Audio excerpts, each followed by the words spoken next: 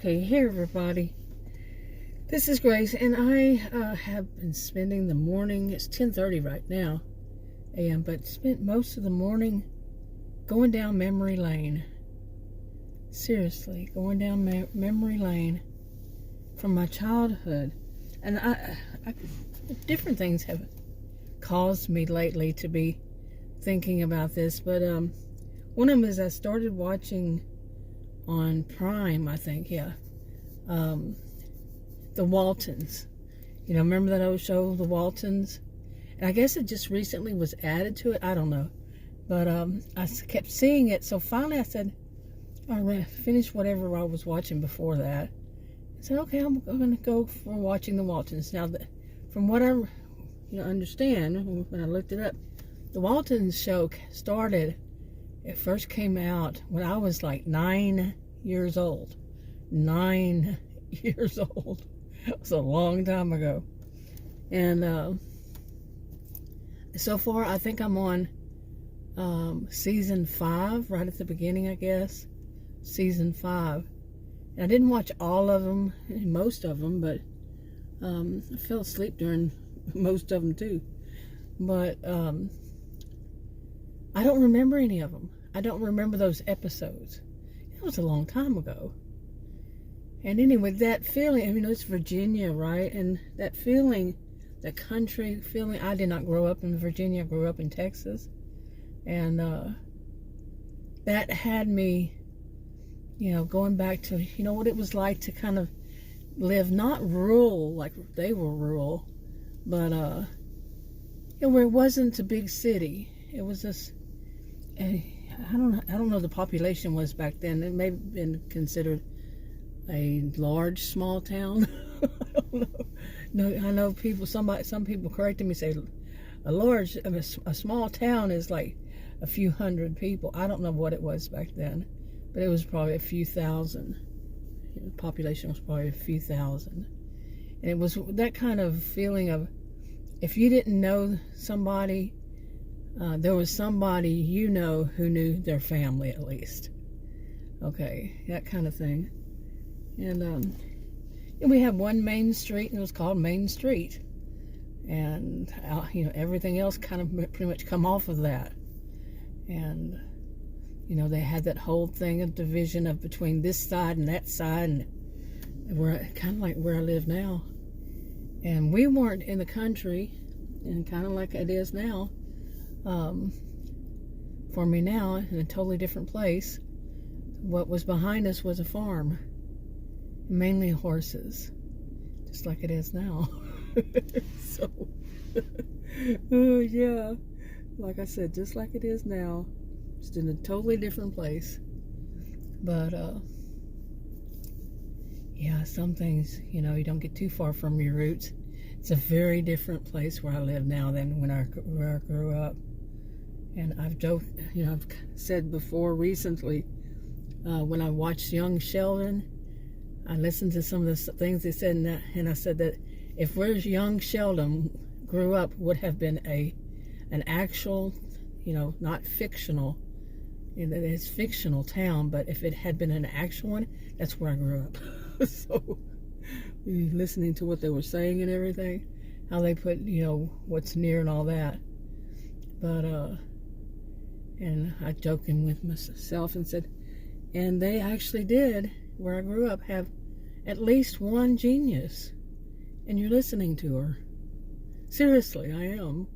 And yeah, they had one, at least me. But yeah, they were pretty smart kids.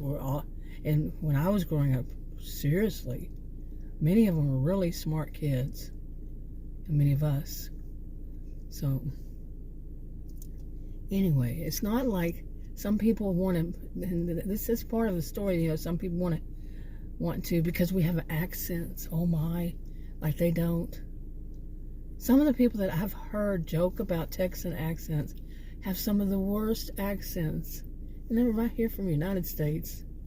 And some of the worst accents. It's like, and you're to judge because what?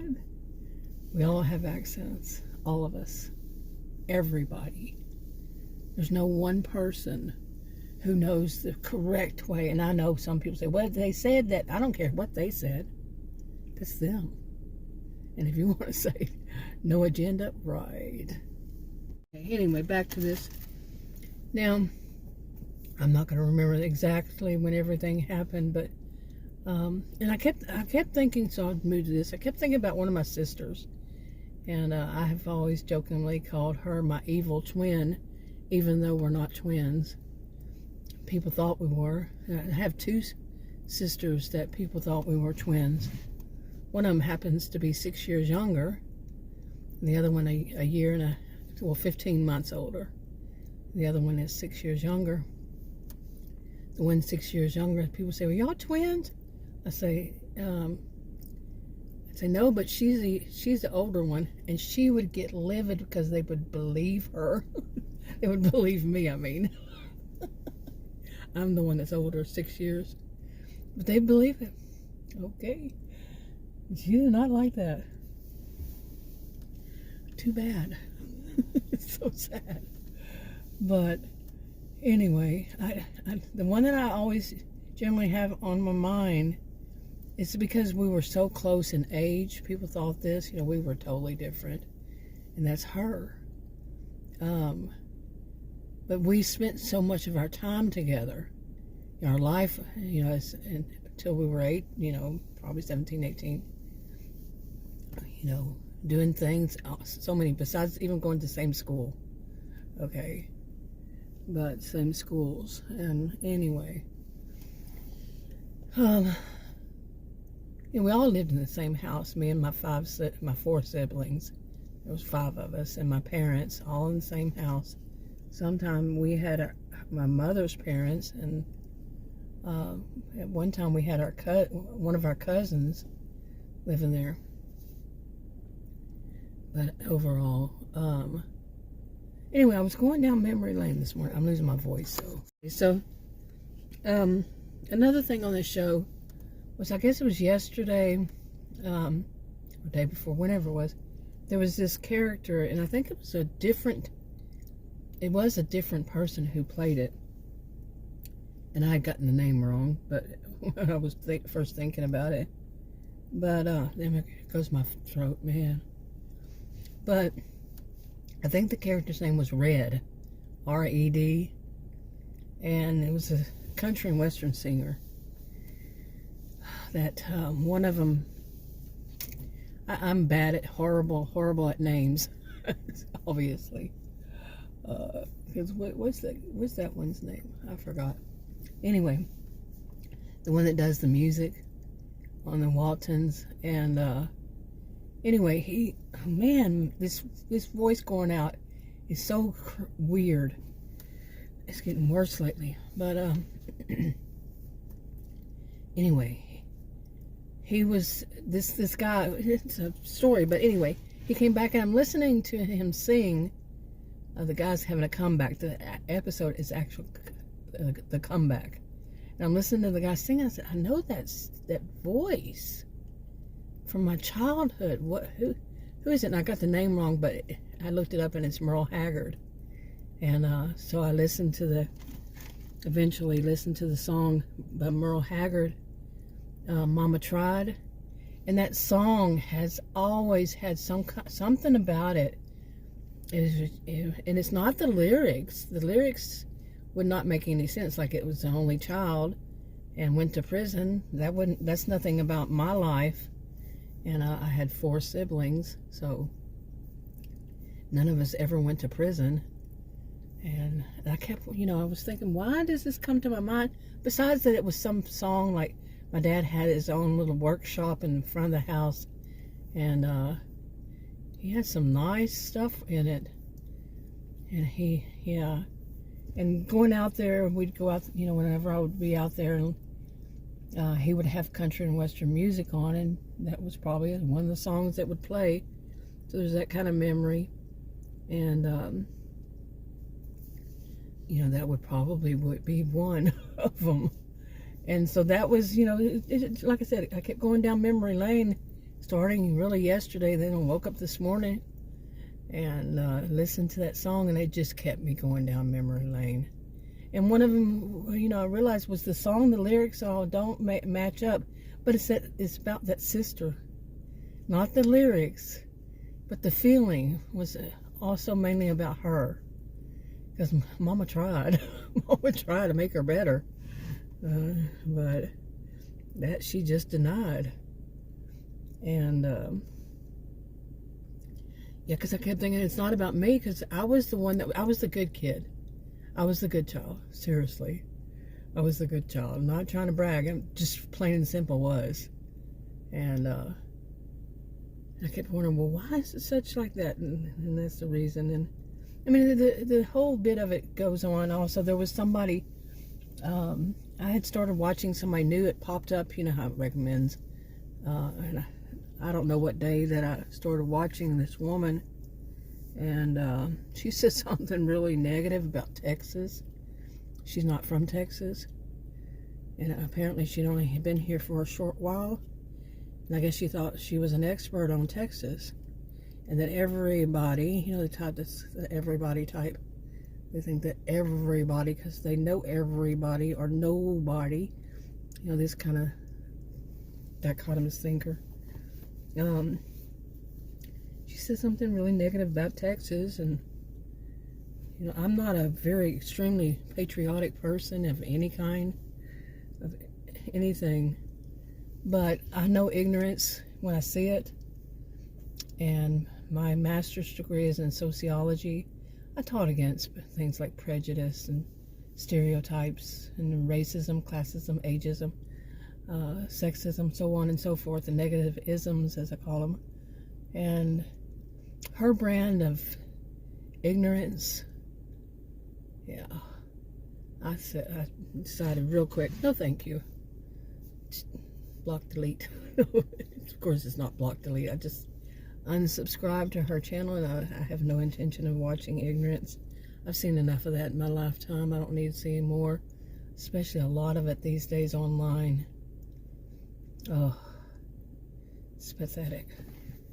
But her whole thing, is you have to be careful when you're wanting to act superior, like what is superior, because it better be superior.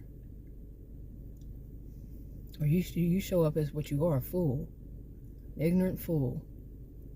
And she's an ignorant fool in my book. So what she had to say, I'm not going to go into detail, and I'm not going to say, of course, who it is. That's not my purpose in life. I never say, unless it accidentally comes out of my mouth. And believe me, it would never intentionally come out of my mouth for any of these people. It would never intentionally happen. Like I'm saying, I never would and then I do. No, that's not how it works for me. I'm not one of those reaction channels that, says a person named, whatever. To each their own, because some of the reaction channels, they have good reasons to be reacting to the people they're reacting to. They're letting people know, hey, watch this person. They're swindlers or digital, panhandlers, and they are swindling you, and they're master manipulators, conning people, scamming people. And I'm not talking about big time scams. I'm talking about just the whole woe is me, boo-hoo, type, oh, I can't afford my groceries type, and, my kids are going to starve, and I'm going to go down the food pantry, but make sure I have the emergency funds. Poor people don't have emergency funds. Never known a poor person to ever have an emergency fund, because the emergency fund, if it's not for feeding your kids, then what is it for? Exactly. Feeding your kids. God, ignorance. I'm serious. The whole thing of ignorance, and so people out there are warning other people, watch it. These people, they're con artists. They sound so smooth, and they say it so smoothly. One of them is much easier to detect. One is more than one, because she smirks. She smirks. Smirk. If you don't understand smirk, look at the that emoticon, it's so perfect for a smirk. Seriously. And I mean, it really is. The person who come up with that one, thumbs up, both. And anyway, so I'm still going down memory lane. You know, that person just made me think, you know, like I said, I'm not the kind that's, you know, I didn't have any choice of where I was born, you know. So, and my mother, although my mother would tell you, I was trying to be born in the elevator at the hospital, but really I had no choice in all that. You know, none of us do. Nobody has a choice of where they're born, where they're raised. Nobody. So, anyway, this, you know, that was enough for that. And, you know, stuff like that makes me think, you know, I don't care where you are. If somebody says something bad about some state, you know, it needs to be really something bad, not just your opinion. And like I said, you're acting superior, are you? Just that whole thing is showing inferiority complex. But there are some things that we do know. We have to discern. We have to know good from bad. You know, good from evil. And right off the bat, somebody who's like that, to me, that's not good. That's bad. So, written off. I don't have time in my life for that stuff. No. But then, like I said, then today, that was whenever it was, going down this memory lane, my goodness. And then, you know, there's some things that you can, in a way, feel pride about. But at the same time, I'm not much of a person who goes around buffing myself up because of somebody else's accomplishments or some other thing. But like where I grew up, they have quite a few, you know, and every time I go through this kind of homesickness, they have country and western singers that grew up there, that were born and or raised there.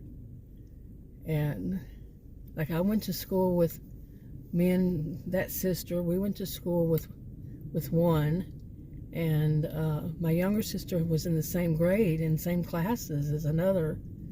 And you know, country and western songwriters and singers and songwriters, and it's known for it. And I was remembering, maybe I exaggerate this a bit, but you know, sometimes they'd have right downtown, in the middle of downtown, they'd have concerts, and if you're not from there, don't you be there.